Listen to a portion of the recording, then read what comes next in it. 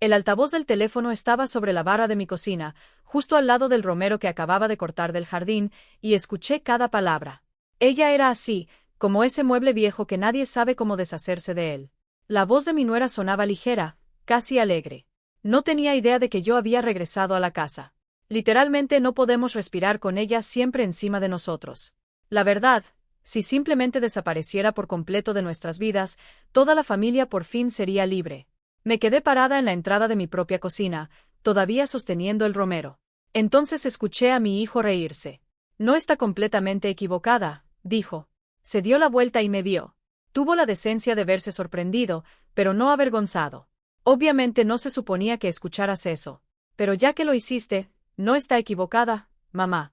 Estás en todos lados todo el tiempo. Mi nuera tomó el teléfono y terminó la llamada. Después comenzó a examinarse las uñas con la estudiada indiferencia de una mujer que nunca había tenido que enfrentar una consecuencia que no pudiera comprar con dinero. Mi hijo volvió a llenar su copa de vino con la botella que yo había abierto para la mesa. Era domingo de Pascua. Me había levantado a las 6 de la mañana para preparar el jamón. Me quité el mandil, lo doblé en 3 partes, tal como me había enseñado mi madre, y lo dejé sobre la barra junto al romero. Tomé las llaves de mi auto del gancho junto a la puerta trasera. Mamá, dijo mi hijo, no preocupado, ni siquiera curioso. Simplemente cansado de mí. No hagas un drama. Salí de la casa. Me llamo Reeva. Tengo 67 años y he pasado la mayor parte de 4 décadas construyendo cosas. No de la manera en que mi hijo construye las suyas, es decir, con el dinero de otras personas y un logotipo por el que pagó demasiado. Me refiero a construir de verdad. Empecé con una sola clínica de fisioterapia en un pequeño centro comercial de Raleigh, Carolina del Norte. Una camilla de tratamiento, una recepcionista de medio tiempo y un préstamo comercial que me mantuvo despierta por las noches durante 3 años seguidos. Para cuando cumplí 45, ya tenía 6 sucursales. A los 59, tenía 11 repartidas en 3 estados. Y cuando vendí la cadena, estaba tan cansada que dormí durante 2 días seguidos.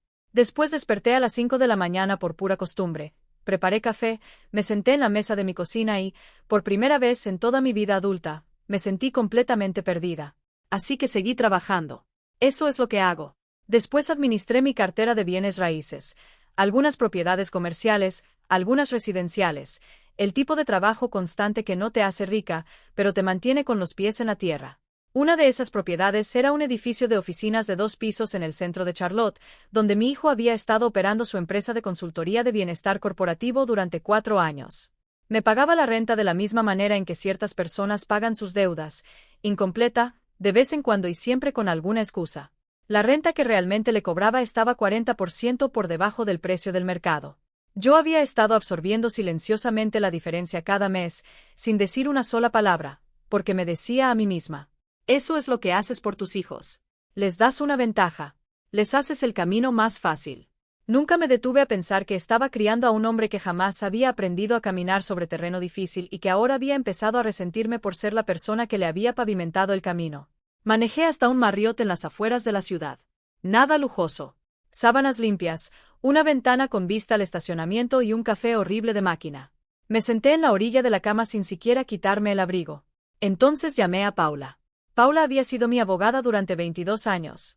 Contestó al segundo timbrazo sin hacerme sentir culpable por llamarla en un día festivo, que era una de las muchas razones por las que le pagaba lo que le pagaba. Domingo de Pascua, dijo. Domingo de Pascua, confirmé. Empieza el proceso. Hubo una breve pausa. Ya habíamos hablado del proceso antes. De esa manera abstracta en la que hablas de una salida de emergencia, esperando no necesitarla nunca, pero asegurándote de que funcione. Ella sabía exactamente a qué me refería. 8 horas, dijo. No voy a ir a ningún lado. Pedí servicio al cuarto. Carne asada con puré de papa, lo cual me pareció apropiado.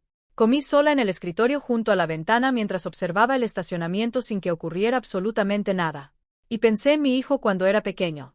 En la manera en que se quedaba dormido en el auto con la boca abierta. En cómo lloró cuando vendí su vieja mecedora de bebé porque ya llevaba años sin usarla. Pensé en todas las formas en las que lo había amado con tanta intensidad que olvidé dejarlo sentirse incómodo. Entonces abrí mi laptop y comencé a revisar las cuentas. La tarjeta de crédito que yo pagaba para mi nuera fue la primera en desaparecer. El lunes a las 9 de la mañana llamé al banco, les di el número de cuenta y solicité que la cancelaran de inmediato. Mientras los tenía en la línea, Retrocedí por el historial de transacciones de los últimos 18 meses. Había estado pagando, en promedio, 4,000 pesos dólares al mes en cargos que jamás había cuestionado. Había un retiro en un spa de la semana anterior que costaba más de lo que yo había ganado durante un solo mes en mi primer año de negocios. La tarjeta fue cancelada antes de que ella terminara su café de la mañana. No sé exactamente dónde estaba cuando se enteró. Mi mejor suposición es que estaba en una boutique de South Boulevard, de esas donde los empleados conocen tu nombre, tu talla y hasta qué temporada de ropa prefieres. Seguramente entregó la tarjeta con la tranquilidad de alguien a quien nunca le han dicho que no. El primer rechazo seguramente lo tomó como un error de la máquina. Pidió que lo intentaran de nuevo. Luego otra vez. Después revisó su teléfono para buscar una alerta del banco y encontró ese mensaje que le hiela la sangre a cierto tipo de persona. Me serví una segunda taza del horrible café de la habitación y pensé. Llevo 36 horas despierta y todavía no he llorado ni una sola vez. Eso me dijo algo. Mi hijo me llamó 14 veces antes del mediodía. Vi su nombre aparecer en mi pantalla, puse el teléfono boca abajo y dejé que las llamadas se fueran al buzón. Dejó 2 mensajes de voz. El primero fue cuidadoso. Una voz controlada y plana, ese tono que usan los hombres cuando están furiosos pero quieren parecer razonables. Debe haber algún tipo de error con las cuentas, dijo. Llámame cuando tengas oportunidad. El segundo mensaje de voz fue completamente diferente. No voy a repetir todo. Lo que sí diré es que el niño al que enseñé a amarrarse los zapatos, manejar un auto estándar y llevar las cuentas de la casa me dijo, en un mensaje grabado, que yo era una vieja miserable y controladora que estaba castigando a su familia porque no tenía nada mejor que hacer con mi soledad. Lo guardé. Paula seguramente lo necesitaría después. El martes le tocó al edificio. A medianoche, el sistema de administración de la propiedad actualizó los códigos de acceso de la oficina de mi hijo. Procedimiento estándar. Yo tenía todo el derecho de hacerlo. Los documentos estaban impecables. A las 9 de la mañana, llegó con 2 empleados y descubrió que su tarjeta de acceso no hacía más que encender una luz roja y emitir un pitido indiferente. Llamó al administrador del edificio. El administrador había recibido instrucciones de explicarle únicamente que había recibido una notificación formal de terminación del contrato de arrendamiento por falta de pago. Y eso era completamente cierto. Mi hijo llevaba 4 meses de renta atrasada y yo había estado cubriéndola silenciosamente desde mis propias cuentas, sin decir una palabra, porque una vez más me había convencido de que aquello era ayudar. Una vez más. Siempre una vez más. Observé las cámaras de seguridad desde mi laptop en la habitación del hotel. Se quedó parado en el estacionamiento durante mucho tiempo, vestido con su mejor traje. Después se sentó sobre el cofre de su auto y realizó 7 llamadas, entonces se fue. Lo que todavía no sabía era que la principal tarjeta de crédito empresarial de la compañía, que tenía una garantía personal respaldada por mi historial financiero, también había quedado sin fondos discretamente. La eliminación de la garantía se había procesado durante la noche. Todo lo que quedaba de su presupuesto operativo era exactamente lo que él mismo había generado. Y resultó que esa cantidad no era precisamente significativa. Mi contadora me llamó el miércoles por la tarde. Lo que había descubierto era algo que yo ni siquiera estaba buscando, y eso lo hacía todavía peor. 18 meses antes, le había dado a mi hijo una chequera con cheques prefirmados.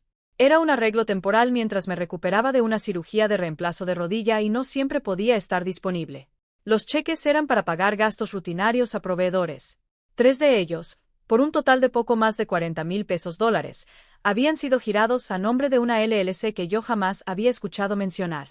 Cuando Paula investigó la empresa, descubrió que estaba registrada bajo el apellido de soltera de mi nuera. Mi nuera se había girado 40,000 pesos de mi propia chequera. Mientras yo estaba en terapia física, aprendiendo a caminar nuevamente, me quedé sentada durante mucho tiempo procesando aquella información. Hay un tipo de frío muy particular que se instala dentro de ti cuando entiendes no solo que te han robado, sino lo completamente que te subestimaron. Ella había calculado que yo no revisaría las cuentas. Había apostado todo a mi punto ciego. Y durante 1 año y medio, había tenido exactamente razón. Paula utilizó la palabra falsificación con mucho cuidado, como quien entrega un diagnóstico. ¿Qué quieres hacer?, me preguntó. Pensé en mi nieto, Chip, de 9 años, con las orejas de su padre, mi terquedad y absolutamente nada que ver con todo aquello. Todavía no, respondí. Yo te diré cuándo. El jueves, mi hijo descubrió lo del préstamo de la SBA. 6 semanas antes, había solicitado un préstamo de expansión por 180,000 pesos dólares. En la solicitud me había puesto como cofirmante. Había falsificado mi firma. No sé en qué momento decidió que eso estaba bien. No sé qué se dijo a sí mismo para justificarlo. Lo que sí sé es que cuando Paula se puso en contacto con el banco y presentó una declaración notariada confirmando que la firma no había sido autorizada, el préstamo quedó congelado mientras se investigaba el fraude. El dinero que había estado esperando en una cuenta para ser retirado quedó de repente fuera de su alcance. Y la responsabilidad relacionada con aquella solicitud fraudulenta ahora recaía únicamente sobre él. Me llamó 31 veces ese día. En la llamada número 32, contesté. ¿Dónde estás?, preguntó con la voz destrozada. Eso no importa, respondí. Mamá, tienes que parar. Tengo empleados. Tengo un contrato de arrendamiento. Tú tenías un contrato. Y tus empleados encontrarán trabajo en empresas que sí paguen sus propias cuentas. El préstamo no era tuyo para quitármelo y lo sabes. Hubo un silencio que rápidamente se llenó de todo lo que ya no podía decirse. ¿Qué quieres de mí?, preguntó finalmente. Pensé en el mandil doblado sobre la barra. 37 años de levantarme temprano, quedarme hasta tarde, firmar cheques, poner garantías, cubrir diferencias y llamar a todo aquello amor. Quiero que vayas a sentarte en algún lugar tranquilo, le dije, y pienses en lo que realmente has construido. No en lo que yo construí para ti, en lo que tú construiste. Colgué. Después siguió el condominio. Era un departamento de 2 habitaciones en un edificio que había comprado 7 años antes como inversión a largo plazo. Mi hijo y mi nuera habían vivido ahí desde su boda, pagando renta mediante un acuerdo informal en efectivo que habíamos hecho de palabra en lugar de firmar un contrato. Durante los últimos 2 años, no habían pagado absolutamente nada. El flujo de efectivo, decían. El mercado. El algoritmo. Y yo no decía nada. Paula entregó la notificación de desalojo. El viernes por la mañana, mi nuera abrió la puerta usando una bata de seda que todavía tenía escondida la etiqueta de la tienda departamental dentro del cuello. Miró el sobre y llamó a Paula. Le dijo un nombre que prefiero no repetir. Después cerró la puerta. Tenían 30 días. En el día 19, ella ya se había ido. Cuando mi hijo finalmente le contó todo lo que Paula había documentado, los cheques, las firmas falsificadas, las consecuencias, la cuenta que ella había hecho seguramente se quedó corta muy rápido. Ahora enfrentaba posibles cargos por fraude, además del desalojo, un esposo sin ingresos y sin oficina, y una suegra que ya no estaba dispuesta a seguir cubriendo sus gastos. Empacó 3 maletas, llamó a su hermana y no. Volvió la mirada. Dejó atrás los muebles, las cortinas hechas a la medida y el juego de ollas y sartenes que yo les había regalado como regalo de bodas, porque todo eso había sido comprado con mi dinero. Y Paula había sido muy clara en su notificación escrita sobre lo que eso significaba. Mi hijo me llamó la noche en que ella se fue. No gritó. Solo dijo, se fue. Y después guardó silencio. Me quedé al teléfono con él sin decir nada, igual que cuando era niño y me sentaba en el pasillo afuera de su habitación después de que tuviera una pesadilla. No entraba. Solo permanecía lo suficientemente cerca por si necesitaba saber que alguien estaba ahí. Creo que ya lo sabía, dijo finalmente, hablando de ella. Creo que tú también lo sabías. Chip, dijo.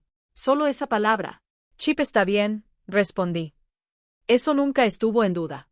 Fui al condominio el último día del mes. Él estaba sentado en la mesa de la cocina cuando entré. Había empacado sus cosas en 3 cajas y una bolsa de viaje. En el suelo, junto a la puerta, estaban las viejas botas de trabajo de su abuelo, unas botas de cuero con agujetas que yo le había regalado años atrás y que jamás había visto usar. El lugar parecía reducido a su verdadera esencia. Se levantó cuando entré. Había perdido peso. Necesitaba cortarse el cabello. Por primera vez en años, parecía alguien a quien reconocía. Me senté frente a él y puse una carpeta sobre la mesa entre los dos. Adentro había una sola hoja. No era un documento legal. No era una amenaza. Era una lista. Lo que había ocurrido. Lo que yo no estaba llevando adelante. ¿Y cómo sería el camino de ahora en adelante si él decidía tomarlo? No voy a presentar cargos, dije. Ni contra ti ni contra ella. Estoy tomando esa decisión una sola vez, y no tiene nada que ver con perdonarte. Tiene que ver con tu hijo. Asintió. Pero necesito que entiendas algo. Puse mi mano sobre la carpeta. Todo lo que construí, lo construí sola. Estaba ahí cuando tenía frío. Estaba ahí cuando estaba cansada. No tenía a quien llamar cuando las cuentas no cuadraban. Te di todo lo que yo nunca tuve para que tú jamás tuvieras que cargar con ese peso. Me detuve.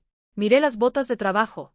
Lo que realmente hice fue asegurarme de que nunca aprendieras a cargarlo. No discutió. Eso era nuevo. ¿Qué se supone que debo hacer ahora?, preguntó. Pensé en todas las conexiones que podía ofrecerle. Cada presentación. Cada favor que podía pedirle a alguien que me debía uno. Pensé en lo fácil que sería. Y en lo equivocada que estaría. Consigue un trabajo, dije. Uno de verdad. Algo donde otra persona decida si llegaste a tiempo y trabajaste duro. Algo donde lo que lleves a casa sea exactamente lo que te ganaste. Casi sonrió. Casi. Eso suena horrible. Lo es, respondí, durante el primer año, más o menos. Después empieza a sentirse como algo diferente. Dejé la carpeta sobre la mesa y regresé en auto al otro lado de la ciudad, a mi casa, donde Chip me estaba esperando. Se había estado quedando conmigo cada 2 fines de semana desde que los abogados terminaron de arreglar el papeleo. No era una orden judicial. Solo era el acuerdo que tenía más sentido para todos. Y era el mejor resultado que cualquiera de nosotros podía haber esperado. Estaba en el patio trasero cuando llegué, agachado entre el pasto con la seriedad concentrada que tienen los niños de 9 años cuando descubren algo importante. Abuela, dijo sin levantar la mirada.